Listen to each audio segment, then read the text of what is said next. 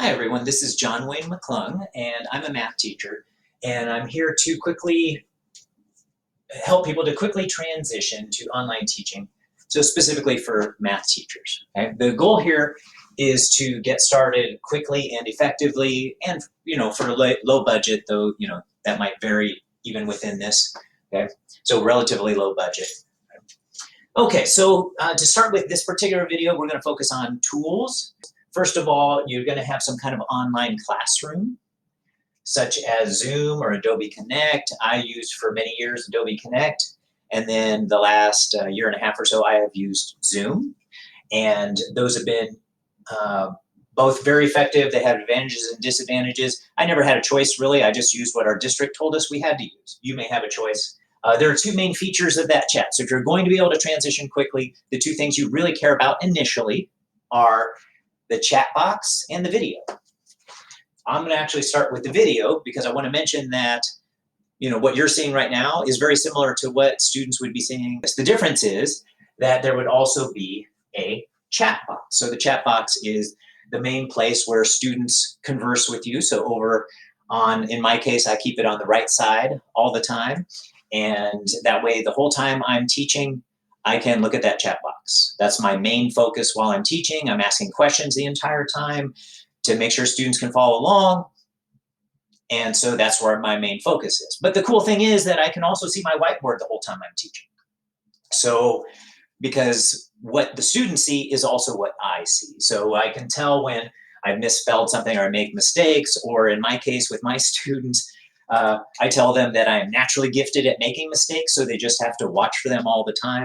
The next thing would be Google Docs, and you might use them for all kinds of reasons. At a minimum for your online classroom, you want to use them as a recordings document. And even if you're going to use some kind of learning management system, maybe your school or district has a learning management system where you'd use it, I still recommend using Google Docs within that system. And then you can post all your lessons on there and your tutorials. The reason you want to put it on there is because then you can keep them forever.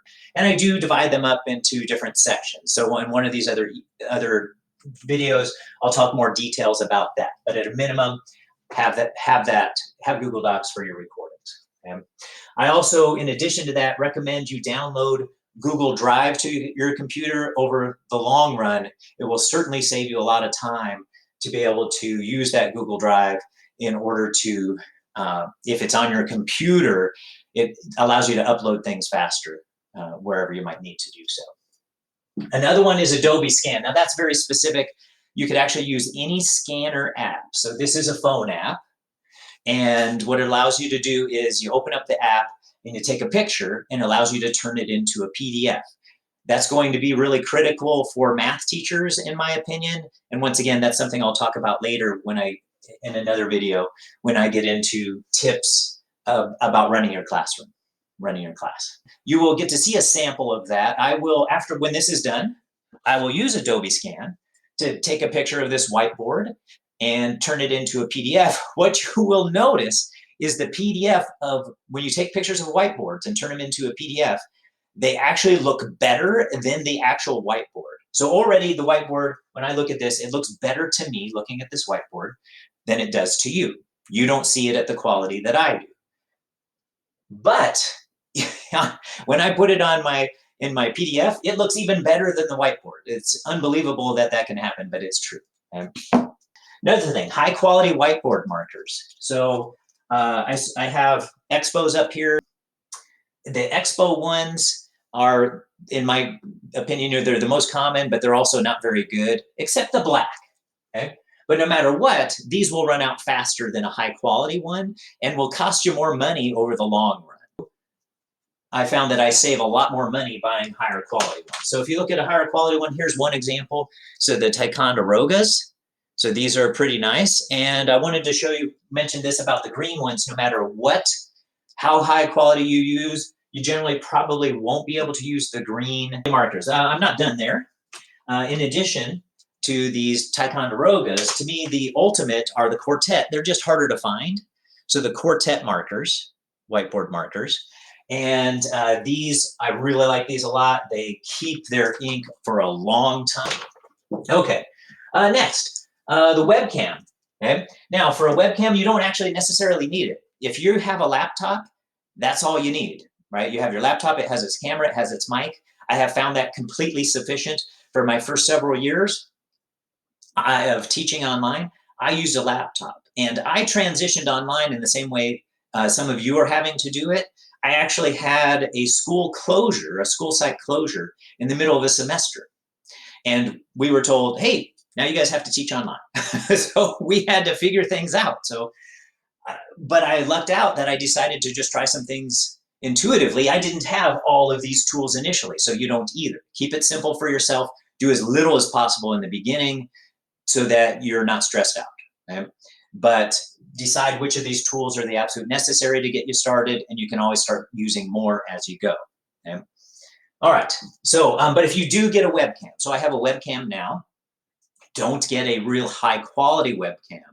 So the reason you want either the built-in laptop camera or a webcam that has, say, at most 720 pixels, so that's what the one has that I currently use, then if you go beyond this, your upload speeds will be so slow, then your students won't have access to them for a really long time. Next, the snipping tool. So the snipping tool, some of you may be familiar with this already. There's an equivalent tool to that. Basically, it's for you doing screenshots. But instead of taking a screenshot of your entire computer screen, it will take a screenshot of just the piece of your screen that you want. And you'll want to use that all the time yourself, but I'm actually going to recommend it for student use, and especially for if you're going to conduct tutorials. I'll talk more about that in a separate video, but that will definitely be an essential tool that you will use a lot yourself, just because it'll help you with getting things done, but you will want it available to students in the classroom as well. Lighting. So lighting will become an issue. You'll notice if you have a lighting issue immediately. So don't wait till last minute to try this out. So go ahead, just turn on whatever you're using for your online classroom, which also, by the way, is what you will use to record your classroom. Whatever you use for that, check it out, see what your lighting is like. The quality you're seeing here is the quality my students see. And I wanted you to get an idea of what will the students see. And this is plenty high quality. It's not the quality that that most YouTubers would have, right? This is the quality your students will see. And so lighting wise, currently, I have a couple of lamps that I bought online, and they can tone down and they can get really bright. Like this one over here has a remote and I can turn it off, but that's just one of them. I have another one over here. The reason there's still so much light in here, even with that off, is because I also have a window over here with the blinds open. It's a really cloudy day, so this is what it looks like on a cloudy day. On a bright day, it might look a little different. Okay. The position does matter. So for instance, one of my lights I have is right over here. I'm going to walk over to it and let me show you something. Okay, I'm going to turn it so it's facing the whiteboard. Not great, huh? Big old bright spot. Of course, now I don't see that big bright spot right now, like I can get in the way of it, but it's reflected off of here to the camera. So in any case, let me go ahead and fix this back up, right? I'm going to change it so it's facing up. And so you just adapt for your lighting situation. You can always get better lights as you go. And there are plenty of YouTubers online. Just do some searches for lighting, say for YouTubers, and you'll see some experts who will tell you exactly what you can do if you really want a very nice setup that isn't very expensive, by the way. It's not that expensive. I mean, lamps at a store can cost like $60 or so, and you'll see $60, $80 for getting some of these. They're not more expensive than other lights that you would get necessarily. And so you can always seek some YouTubers' advice on that. You'll see some good ones. They'll make some recommendations about the type of lighting that you can get for your little studio that you've built. Okay? Dual monitors. So this is something definitely, as soon as you can, you'll want to have an extra monitor. Right? So you have your monitor for your laptop or a computer.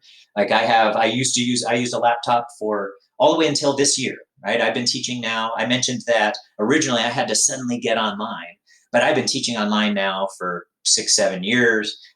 And those dual monitors, that second monitor, is really handy for taking roll, say. Or if you want to share a screen, it's nice to share your second screen instead of the screen that you're already on. So it can really make things much more convenient for you. This is definitely something that'll make life much easier for you. Okay? And then last thing is there are 2 ways to go with a whiteboard. Okay? I happen to have gotten super lucky and got a really high quality whiteboard. So I got lucky. I inherited this whiteboard.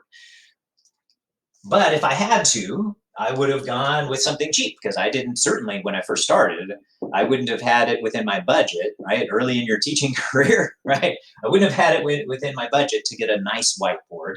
So I would have gotten something cheap and I would have done it the way I do. I'm used to being on a budget. So these, for instance, are dollar glasses. I buy like 5 of these at a time and they break like every 6 months or so because they're cheap. Well, at $1 a piece, it'll take me a long time before I match the price of a high quality pair of glasses.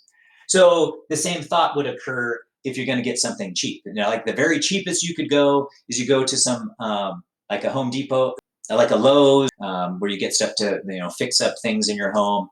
They sell these kind of thin boards that you could end up making into a whiteboard quite easily. I've used them to make smaller whiteboards. So if you don't have room for a big whiteboard, you can have them cut it for you to the size that you want.